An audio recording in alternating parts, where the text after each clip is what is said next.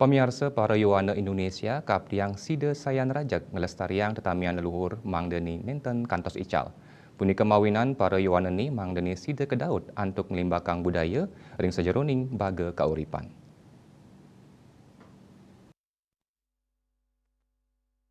Ring sajoneng lestariang tetamian leluhur, tur nambakin mangdani nenten ical paroyowanane patut uning tur teleb ring daging-daging ajahan sani munggah ring tetamian leluhure.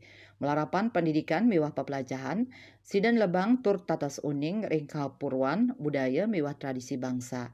Yening sampun teleb menjanten sidan yang rasa tresna tur bangga ring kuentenan tetamian leluhur Indonesia.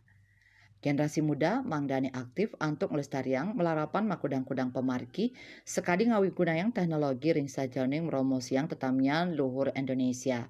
Sila tunggilnya nih sani kemargiang ambarukmo ngelintangin pasar wiguna ring Bali asapunapi untuk nyobihang budaya Jawa tur nelebang becik. Managing Director Ambarukmo Group Hari Susanto Mausang Pasar Wiguna puniki kaaptiang sida anggen jalaran para yuwanane ring sajoning limbakang budaya Jawa saking baga kauripan. Wiguna rauh saking basa Jawi sane mateges maguna. Pasar puniki mata tujuan ngelimbakang UMKM sane mendasar konsep taman luar negeri untuk kuliner sinambi workshop seni mawisata sapisanan melajah.